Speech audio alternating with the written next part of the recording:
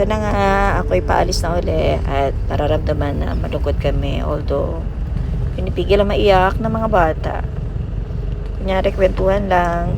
Pero daman-damay lungkot. Yan. Kita-kita uli kami next year sa aking pagbakasyon uli. Ayan, si Ate Carmela saka si Ate Kim. Mga inaantok yan eh, pero inintay nila ako makaalis. So, naging masaya naman yung aking bakasyon this time kasi maraming banding, saka maraming moment. Ayan po. Hinintay na namin ng Grab driver since nag-book ako.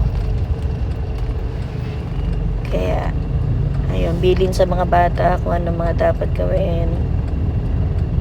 At, yun, laging keep in touch. Ito, mag-aakap na kay Ate Mela. Ang aking napakabait na anak. Then, kay Kuya King.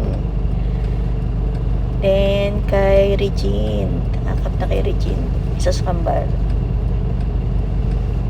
Akap na.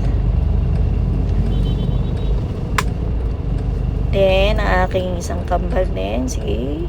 Regina. Napakalambing. At si Ate Shelly, ang aking panganay. Siyempre, hindi mawawala si Cassie. Bagong gising. Yan. Kiss-kiss ng lola. Ito naman yung hug ko kay Kim.